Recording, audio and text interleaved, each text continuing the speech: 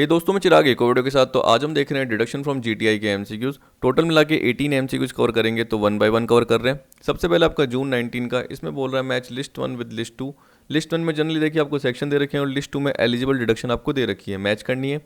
Section 80TTA देखिए interest on saving deposit account से related होता है, तो आपको दिख रहा होगा ये थर्ड पॉइंट से रिलेटेड है, deduction in respect of interest on deposits in saving account.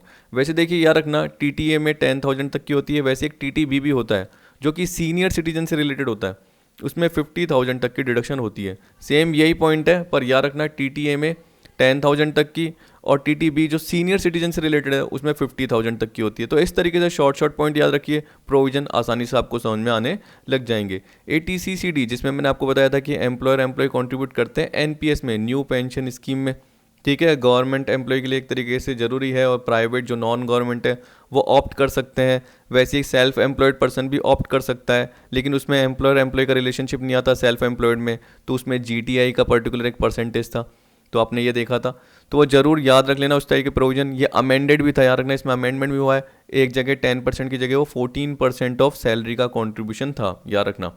तो deduction in respect of contribution to national pension system, तो ATCCD। वैसे ही ATE, तो जब आप ई के बाद देखेंगे डबल ई ए और डबल ई बी, तो जनरली वो इंटरेस्ट ऑन लोन के डिडक्शन की बात करेगा।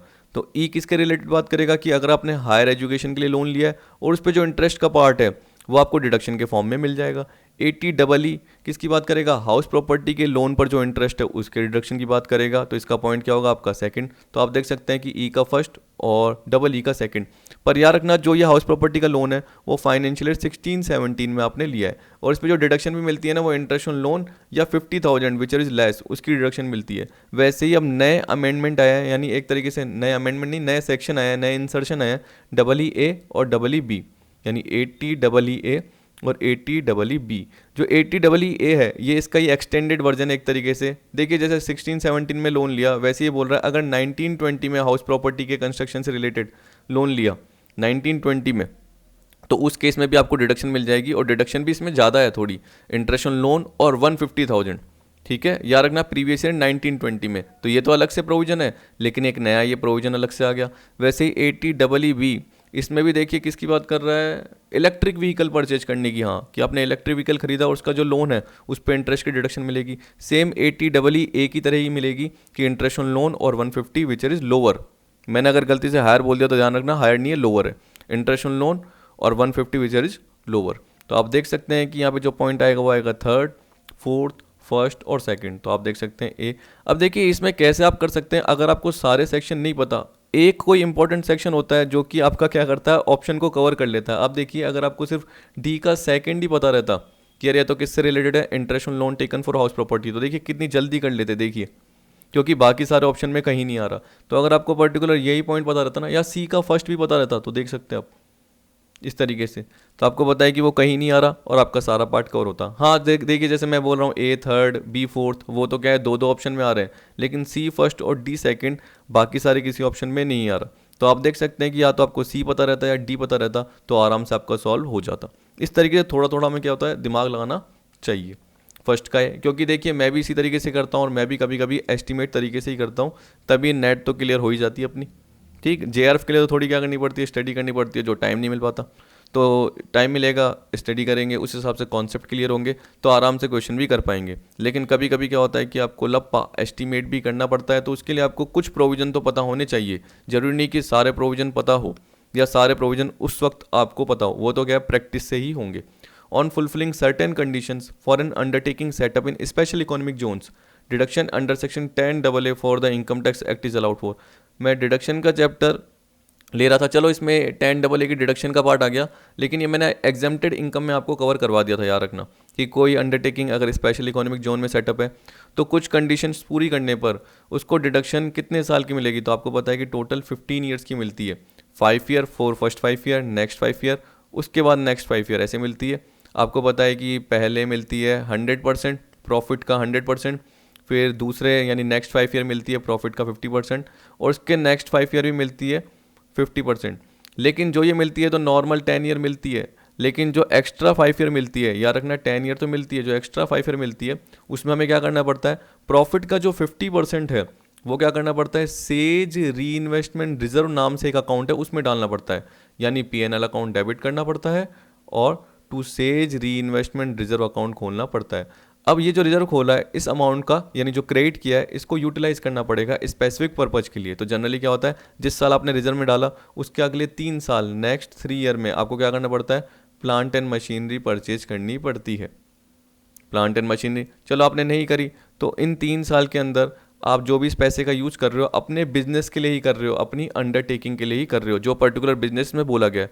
सारी मैं नहीं बता रहा डिटेल में, क्योंकि देखिए बहुत बड़ा प्रोविजन है, अराउंड 2 पेज समथिंग इतने का मैंने चार्ट के फॉर्म में कवर कराया था और साथ में एग्जाम्पल भी कवर कराया था, तो वहाँ जाके देख लेना जहाँ मैंने एग्जेम्प्टेड इनकम का आपको पार्ट बताया था, ठीक है। तो इसलिए मैंने शॉर्ट में बता दिया। तो सेकंड का होगा आपका 15 ईयर। फिर देखिए थर्ड में क्या बोल रहा है, थर्ड बोल रहा है X donated ₹20,000 to a charitable institution which is eligible for deduction under Section 80G during the financial year 2021. His total income during the period was 150. How much deduction he can claim under Section 80G? देखिए आपको पता है कि एक qualifying limit होती है। ये generally जो चैरिटेबल इंस्टीट्यूशन की बोल रहा है, तो जब मैंने 80G का पार्ट बताया था, 4 पार्ट में बताया था, A B C D। ए और बी पॉइंट में मैंने बताया था कि ए में 100% है बिना किसी क्वालिफाइंग लिमिट के, बी में 50% की बिना किसी क्वालिफाइंग लिमिट के, सी में 100% है subject to qualifying limit, D में 50% है सब्जेक्ट टू क्वालिफाइंग लिमिट, ठीक है। इस तरीके से बताई थी। तो जो ये चैरिटेबल इंस्टीट्यूशन की आ रही है वो डी पॉइंट में आ रही है, देख लेना जाके एक बार चाहे। सी वाले पॉइंट में देखोगे तो आपको फैमिली प्लानिंग का पार्ट दिखेगा, और वो sports association, Indian Olympic association, generally उनको क्या कर रहे हो, गेम के डेवलपमेंट के लिए डोनेशन दे रहे हो ना, तो वो कौन देती है, कंपनी देती है, तो 100% होती है। लेकिन डी के केस में 50% ही है, याद रखना, चैरिटेबल इंस्टीट्यूशन के केस में। तो उस केस में कैसे निकलती थी आपको ये बताया कि देखिए ये जो दोनों क्वालिफाइंग लिमिट के लिए बोल रहा है, तो उस केस में जो टोटल डोनेशन होती है जो भी निकाली गई है, वो किसकी बात करती है कि टोटल डोनेशन एलिजिबल है डिडक्शन के लिए, जो भी हम निकाल रहे हैं। देखो क्वालिफाइंग लिमिट का मतलब क्या होता है कि जो डोनेशन एलिजिबल है, आपको पता है कि एडजस्टेड जीटीआई यही है, क्योंकि एडजस्टेड करने की जरूरत ही नहीं है, short term capital gain, long term capital gain reduce करने की जरूरत ही नहीं है ही नहीं। और आपको पता है कि एटीसी से एटीयू की जो भी डिडक्शन है एटीजी को छोड़ के वो लेस करनी पड़ती है, उसके बाद आती है एडजस्टेड जीटीआई। तो यही एडजस्टेड जीटीआई मान के चलिए इसका 10% क्वालिफाइंग लिमिट हो गया। कितना होता है 10%? 15,000। जो ये 15,000 क्वालिफाइंग लिमिट हो गया, QL हो गया, ठीक है। इसी के अंदर आपकी डोनेशन क्या होनी चाहिए, एलिजिबल होनी चाहिए। तो आपको पता है कि जो टोटल डोनेशन, ये कोई मैक्सिमम डिडक्शन नहीं है रखना, ये बोल रहा है कि आपकी जो टोटल डोनेशन है, मैक्सिमम डोनेशन है, वो एलिजिबल इसके लिए है, 15,000 तक की डिडक्शन के लिए एलिजिबल है। तो ये कोई मैक्सिमम डिडक्शन नहीं है, ये एक तरीके से क्या है, टोटल डोनेशन एलिजिबल है।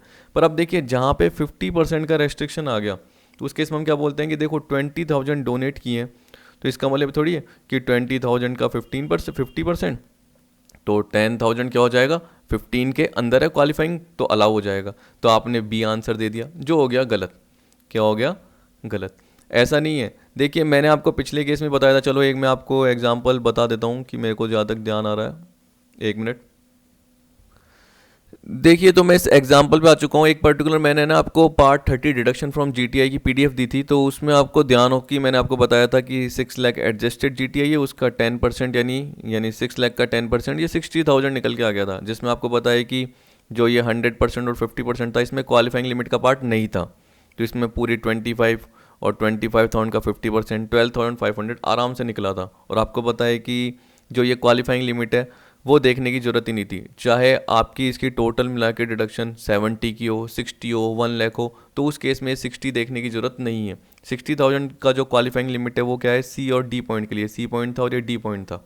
तो आपको बताइए 40,000 दी डोनेशन, 100% है, तो उस केस में सोचने की ज़रूरत ही नहीं है। तो 60 में से मैंने ये बताया था आपको 40 गए, तो बाकी 20 बचे।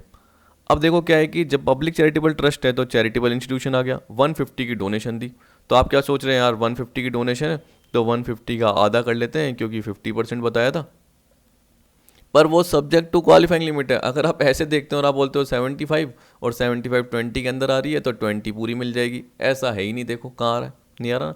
तो आप देख सकते हैं कि जो क्वालिफाइंग लिमिट है 60, उसमें से 40 यूज़ हो चुकी है, तो बाकी 20 है, उस 20 का ही 50% लिया गया है, क्योंकि डोनेशन बहुत ज़्यादा है।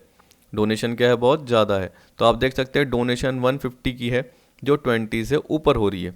तो हम देख सकते हैं कि उस केस में हमने क्या बोला कि 50% है पर सब्जेक्ट टू क्वालिफाइंग लिमिट। तो आप नीचे जब नोट देखेंगे तो यहाँ पे मैंने ये बताया कि qualifying limit left after such adjustment 20 है, even though we have donated 120 which qualify for 50% donation, only the balance qualifying limit of 20,000 shall be available for taking deduction. तो यही है.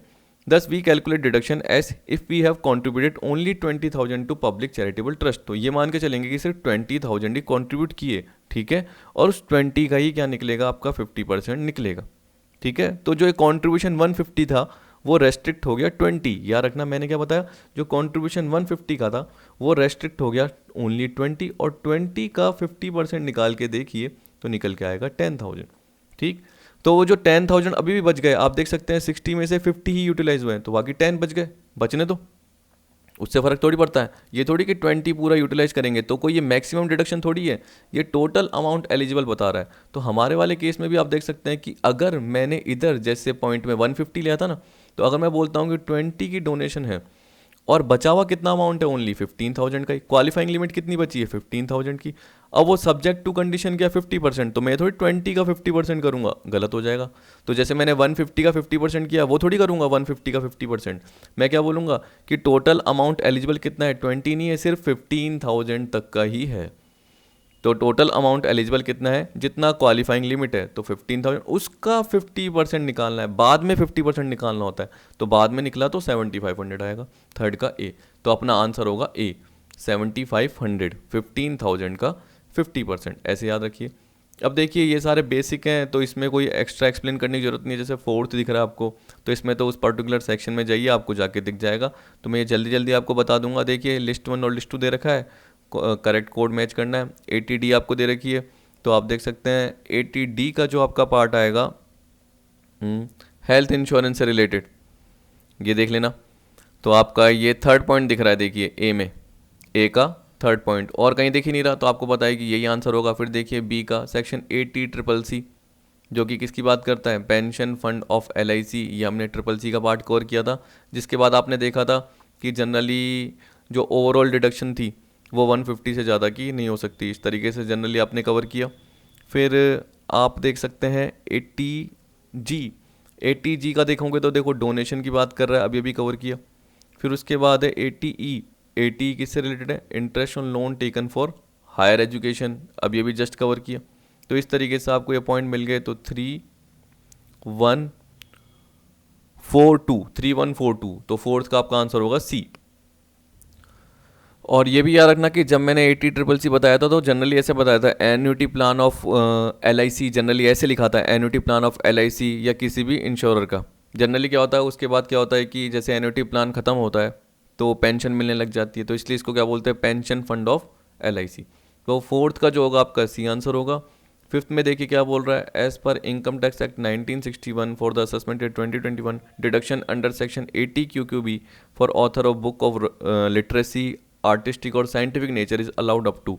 अब देखिए जहाँ मैंने मॉडिफाइड लिखा है ना, याद रखना उसमें मैंने क्या कर रखा है, या तो पर्टिकुलर अमाउंट चेंज किया होगा, मोस्टली तो अमाउंट नहीं चेंज करा, असेसमेंट ईयर ही चेंज किया है, क्योंकि वो पहले आ चुके हैं. जैसे 16 में आया था ना, तो समथिंग असेसमेंट ईयर 15, 16, अराउंड 16, 17 का है, तो मैंने ये चेंज कर दिया, इसलिए मैंने बोल दिया मॉडिफाइड. तो क्या पता अगर अमाउंट चेंज हुआ हो तो मैंने अमाउंट भी चेंज कर दिया हो, क्योंकि कभी कभी क्या होता है, जो लिमिट होती है, डिडक्शन होती है, वो भी चेंज हो जाती है. पर आपको पता है कि जो फिफ्थ वाला पॉइंट है उसमें तो 3 लाख की ही है. तो 80 QQB में जाके देखना, आपको पता चल जाएगा रॉयल्टी से रिलेटेड, तो ये 3 लाख तक की है फिफ्थ का. अब देखिए six, the statutory limit for deduction under section 80G of income tax act 1961 for assessment year 2021 is. अब यहाँ पे भी मॉडिफाइड किया क्योंकि असेसमेंट ईयर पहले पुराना लिखा हुआ था, अब उस अकॉर्डिंग मैंने क्या कर दिया, चेंज कर दिया. तो यहाँ पे 2,000 per month, 3,000 per month, 2,500 per month और 5,000 पर मंथ दे रखा है. तो सिक्स का जो आंसर होगा वो क्या होगा, 5,000 पर मंथ. एक बार इस डिडक्शन को मैं आपको दिखा देता हूँ, क्योंकि मेरे हिसाब से आप भूल गए होंगे, क्योंकि जनरली क्या होता है, इसका ध्यान नहीं आता, बाकी सबका तो आ जाता है, क्योंकि मोस्टली उनके क्वेश्चन आप कवर करते रहते हो, लेकिन इसका आपने कवर नहीं किया था. ठीक है,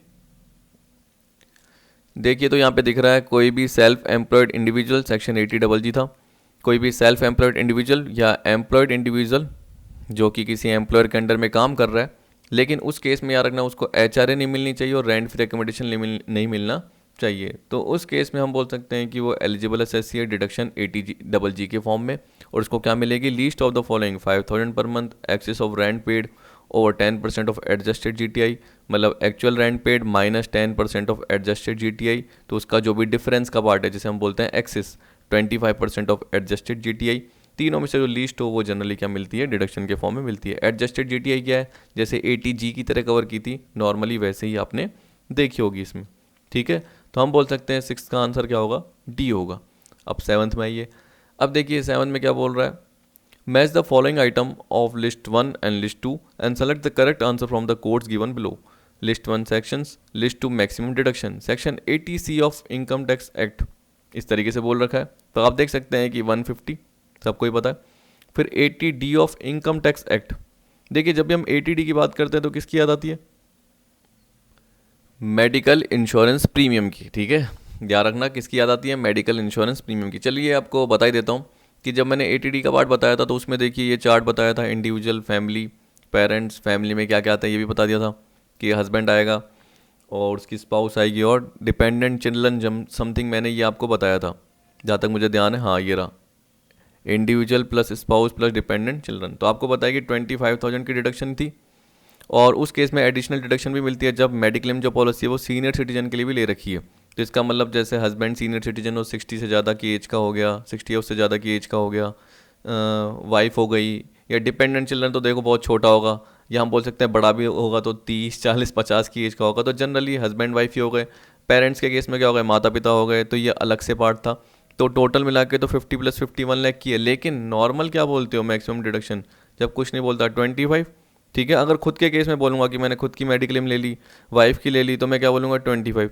लेकिन अगर मैं या वाइफ या डिपेंडेंट चिल्ड्रन अगर वो सीनियर सिटीजन है तो उस केस में एडिशनल 25 की भी और मिलेगी, तो टोटल 50 बोल सकते हो। इस तरीके से याद रखना, ठीक है। लेकिन अगर हम बोलेंगे कि नॉर्मली डिडक्शन क्या है तो वो तो 25 ही बोलेंगे ऑप्शन के अकॉर्डिंग। तो आप देख सकते हो कि यहाँ पे जो आपको ऑप्शन दिख रहा है उसमें 25 ही दिख रहा है, तो 3 के बाद 4 ही आएगा। तो आप देख सकते हैं 80C के लिए 3, 80D के लिए 4। अब देखिए 80TTE का देख लीजिए 1 है, तो आप देख सकते हैं कि D का 1 किस में आ रहा है, इसमें भी आ रहा है, इसमें आ रहा है। लेकिन मैंने आपको B से रिलेटेड बता ही दिया 3, 4, तो जो C का होगा 80DDB का वो होगा सेकंड। चलिए 80DDB का भी देख लेते हैं कि जनरली कहाँ पे था। देखिए DD था पॉइंट, उसके बाद ये रहा 80DDB। अच्छी बात है यहाँ आ गया आपका। तो देखिए नहीं तो मुझे ढूंढना पड़ता बहुत ज़्यादा क्योंकि इतने सारे सेक्शन है। तो देखिए अमाउंट एक्चुअली पेड और ₹40,000 which is lower, amount actually paid और 40,000 expenditure on medical treatment of specified disease in rule 11DD4। अब देखिए जो रूल 11DD में मैंने बताई थी डिजीज़, तो जनरली उनसे रिलेटेड थी। इंडिविजुअल के केस में क्या है, एक्सपेंडिचर खुद पे या डिपेंडेंट पे, और HF के केस में HF के मेंबर पे जो भी एक्सपेंडिचर किया, तो अमाउंट जो एक्चुअली पे किया या 40। और सीनियर सिटीजन के केस में क्या है, अमाउंट एक्चुअली पेड और 1 लाख, तो 40 की जगह वो 1 लाख हो जाता है। तो देखिए कॉमन प्रोविजन है, ये नहीं कि आप देख रहे हो मैक्सिमम डिडक्शन मिल रही है, ये नहीं कि कॉमन डिडक्शन क्या है। तो आप देखिए कॉमन 25 थी, कॉमन 40 थी, तो ये नहीं कि हमें मैक्सिमम पे देखने की ज़रूरत है, हम कंफ्यूज हो रहे हैं। तो जो नॉर्मल सेक्शन की डिडक्शन है वो कवर करनी थी। तो 3, 4, सेकंड 1, 3, 4, सेकंड 1, तो इसका 7th का आंसर होगा B। देखिए तभी थोड़ा टाइम लग रहा है समझाने में क्योंकि इसमें इतने सारे सेक्शन है। अब देखिए match the items of list 1 with the item list 2। यहाँ पे बोल रखा है अमाउंट डिपॉजिटेड इन PPF, तो आपको बताया कि ये तो सबसे बेसिक है, सबको पता रहता है 80C की डिडक्शन। अब देख सकते हैं कि 3 जगह ऑप्शन दिख रहे हैं, A में भी, B में भी और C में भी। तो चलिए अगले पे बढ़ते हैं फिर उसके बाद कि profit and gains from undertaking engage in infrastructure development. तो यहाँ पे मैं बोल सकता हूँ कि इसके लिए होगा ATIA। देखिए अभी आप याद रख लेना क्योंकि ATIA IAB मैंने इतने सारे बताए नहीं है डिडक्शन, क्योंकि मोस्टली एग्जाम के लिए इतने इंपॉर्टेंट होते नहीं है, ज़्यादातर आते नहीं है। फिर पूरे के पूरे क्या होते हैं इसके जो एक एक पॉइंट बताता हूँ, यानी अगर ATIA बताऊँगा तो पूरी एक वीडियो उसकी लग जाएगी, फिर ATIA भी बताऊँगा पूरी एक वीडियो उसकी लग जाएगी। तो आप चाहे तो इनकी डिडक्शन के नाम याद रख सकते हैं कि ATIA से रिलेटेड क्या है, ये पार्ट है। Contribution to national defence fund, तो आपको बताया कि जनरली ये डोनेशन से रिलेटेड है, तो ये ATG वाला पार्ट आएगा, ठीक है। तो आप देख सकते हो D बोला मैंने, फिर A बोला, फिर B बोला, फिर profit and gain by N undertaking engage in development of development of special economic zone, says की बात कर रहा है, तो ATIAB, तो C आ गया। तो DABC इस तरीके से आएगा 8th का।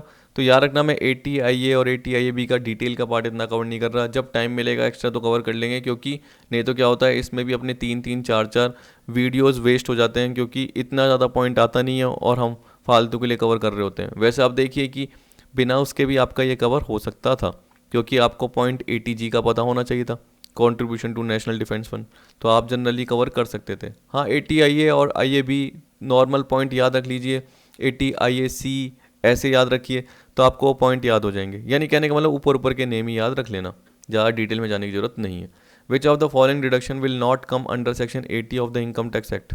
तो अब ये भी थोड़ा सा क्या मॉडिफाइड किया गया है, क्योंकि मेरे हिसाब से पहले कोई प्रोविज़न नहीं था, लेकिन अब तो इसके प्रोविज़न है भी, चाहे पढ़ के देख लेना। तो इसलिए मैंने सारे पॉइंट ले लिए हैं, मैंने इसको ढंग से कवर किया था तो मुझे पता चला कि इसमें सारे पॉइंट ही हैं। क्योंकि देखिए deduction in case of person with disability, ये भी पर्टिकुलर सेक्शन में। Deduction for interest paid on loan taken for pursuing higher education, ये भी है। Deduction for interest on loan taken for construction और परचेज ऑफ हाउस प्रॉपर्टी, क्योंकि देखिए 80U की डिडक्शन भी है, और इससे पहले भी एक डिडक्शन बताई थी। वैसे ही ये हायर एजुकेशन की अभी अभी बताई थी 80E की डिडक्शन है। वैसे ही कंस्ट्रक्शन ऑफ हाउस प्रॉपर्टी तो 80EE, और अभी जो नई आई है EEA जो कि फाइनेंशियल ईयर 1920 के लोन से रिलेटेड है, ऐसे। फिर deduction for repayment of any instalment of principal amount borrowed for the purchase और कंस्ट्रक्शन ऑफ हाउस प्रॉपर्टी, ये भी है, ये भी मुझे ध्यान है, तो मैं आपको बता देता हूँ। देखिए इसका डी का पॉइंट तो मैं आपको दिखा देता हूँ। देखिए जैसे मैं ये 80C की डिडक्शन में आ गया हूँ, शुरू की डिडक्शन थी सबसे पहले वाली, तो उसमें 13 पॉइंट में repayment of housing loan including stamp duty registration fees, तो इसमें देख सकते हो instalment of amount due under any self financing scheme और अदर नोटिफाइड। तो आपने लोन लिया इन स्कीम्स में और उसका रीपेमेंट कर रहे हो, इंस्टॉलमेंट का जो भी अमाउंट ड्यू है। Instalment of amount due towards the cost of house property allotted to him, तो जो भी हाउस प्रॉपर्टी अलॉट की उसकी कॉस्ट का आप इंस्टॉलमेंट पे कर रहे हो। Repayment of amount borrowed by the assessee from central government से, स्टेट गवर्नमेंट से, किसी बैंक से, LIC, नेशनल हाउसिंग बैंक, उनसे लिया है, तो उसका आप क्या कर रहे हो, अमाउंट जो लिया है, लोन लिया है, उसका रीपेमेंट कर रहे हो, तो ये भी 80C में है। तो इस तरीके से देख सकते हैं, इतने सारे केस दे रखे हैं, कवर करके देख लेना। तभी मैंने क्या बताया कि डी पॉइंट भी इसमें है, deduction for repayment of any instalment of principal amount borrowed for the purchase और कंस्ट्रक्शन ऑफ हाउस प्रॉपर्टी। ठीक, तो हम क्या बोलेंगे, all above 4 point will come under section 80, आएंगे। अब बोल रहा है donation to national children fund will come in which of the following deduction under section 80G of income tax act 1961।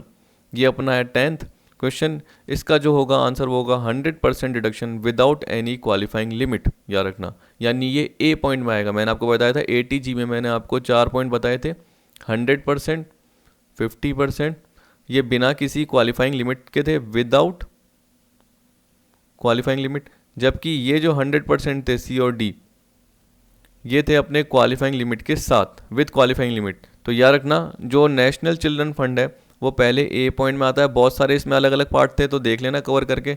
100% deduction without any qualifying limit, तो 10th का जो अपना answer होगा वो क्या होगा, ए होगा।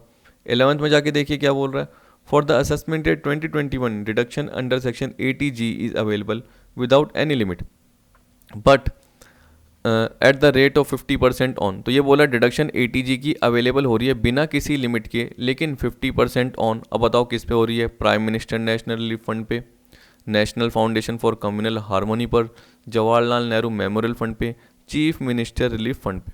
तो आप देख सकते हैं कि जनरली इसमें क्या आएगा, जवाहरलाल नेहरू मेमोरियल फंड। मैं एक बार आपको दिखाई देता हूँ तो आपको पता चल जाएगा। वेट, देखिए पर्टिकुलर आ चुका हूँ इसमें। तो ए पॉइंट में मैंने क्या बताया कि 100% डिडक्शन है बिना किसी क्वालिफाइंग लिमिट के। तो थोड़ा सा आपको प्रूफ दिखाना पड़ता है ताकि आप कंफ्यूज ना हो। तो आप देख सकते हैं कि पिछले क्वेश्चन का बता दिया था मैंने, नेशनल चिल्ड्रन फंड दिख रहा है आपको। तो आप देख सकते हैं नेशनल चिल्ड्रन फंड जो है वो 100% डिडक्शन है बिना किसी क्वालिफाइंग लिमिट के। अब हम देख रहे हैं कि हमने क्या देखा, 50% डिडक्शन है बिना किसी क्वालिफाइंग लिमिट के। हमारा जो अभी क्वेश्चन चल रहा है उसमें, तो उसमें मैंने क्या बताया, Jawaharlal Nehru memorial fund, prime minister drought relief fund, Indira Gandhi memorial trust, Rajiv Gandhi foundation. तो आप देख सकते हैं कि इसमें आपको प्राइम मिनिस्टर ड्रॉट रिलीफ नहीं है, नेशनल रिलीफ है। तो ये नेशनल रिलीफ तो ऊपर में आता है, ये रही 100% में आता है इस तरीके से, जबकि हम 50% का बोल रहे हैं। हम जो कर रहे हैं वो किसका कर रहे हैं, तो देखिए इसमें ही लोग कन्फ्यूज रहते हैं। नेशनल रिलीफ फंड 100% में, और जो ड्रॉट रिलीफ फंड है वो आएगा 50% में, prime minister drought relief fund. तो याद रखना इसमें कन्फ्यूजन हो जाता है। तो हम 50% का कर रहे हैं, इसलिए हम क्या बोल रहे हैं कि 50% में तो सिर्फ जवाहरलाल नेहरू मेमोरियल फंड ही है।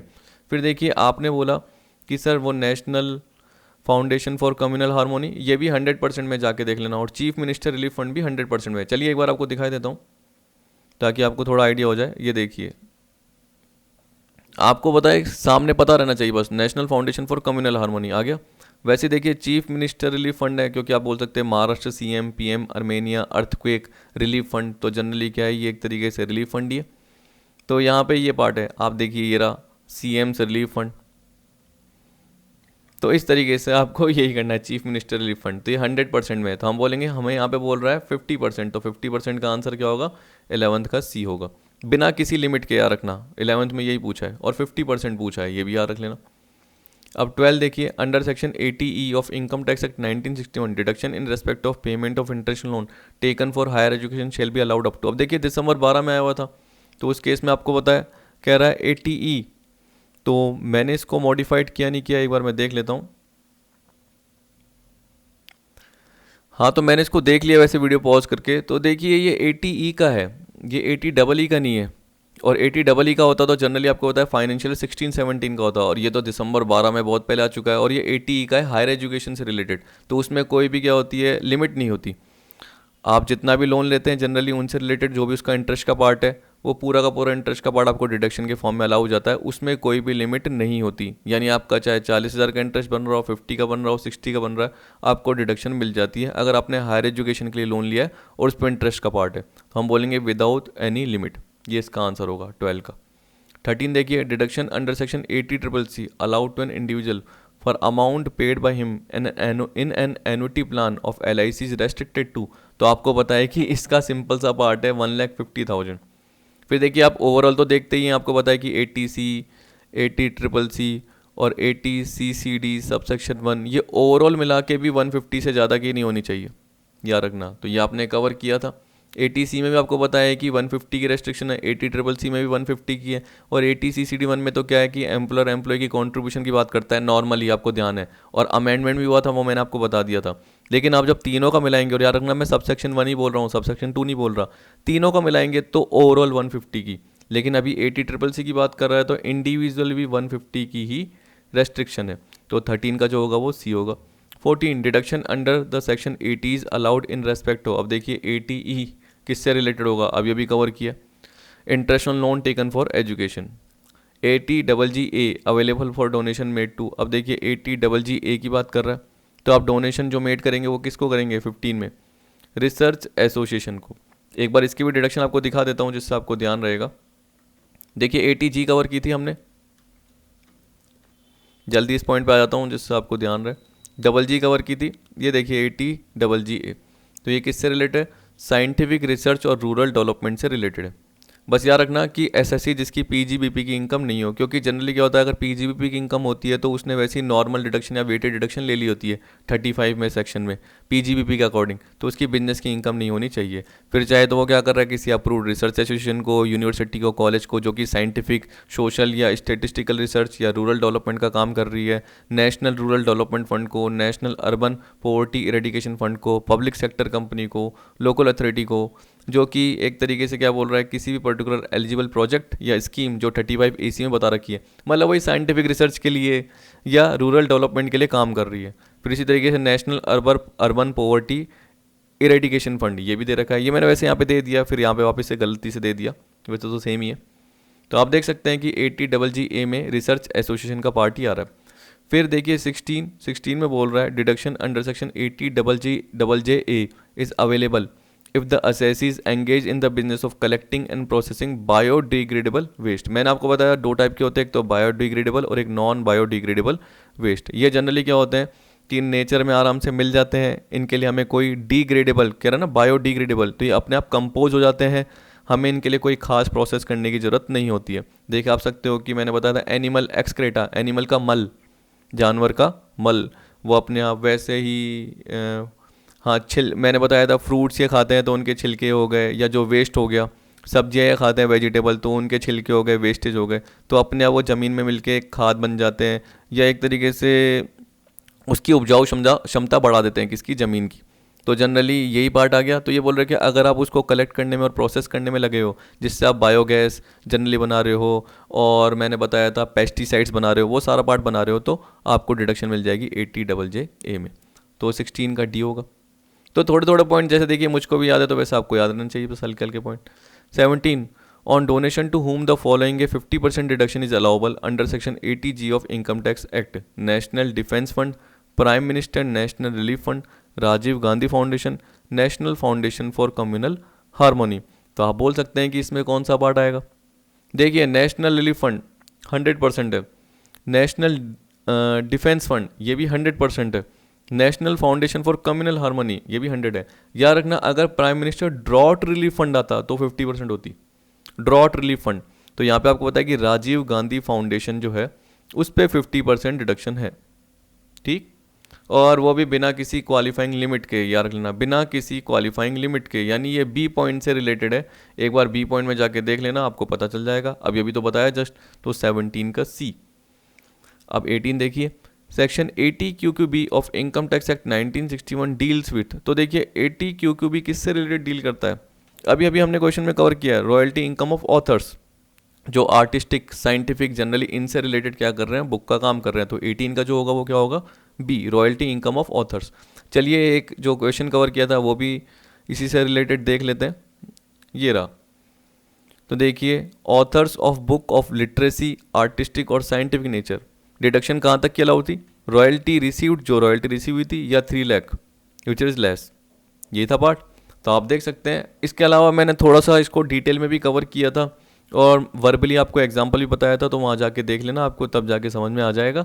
इसी तरीके से 18 में बस यही पूछा गया था कि 80 QQB किससे रिलेटेड है, तो हम क्या बोलेंगे, रॉयल्टी इनकम ऑफ ऑथर, 18 का बी। तो आई होप आपको सारा पार्ट समझ में आ गया होगा। वीडियो देखने के लिए थैंक यू।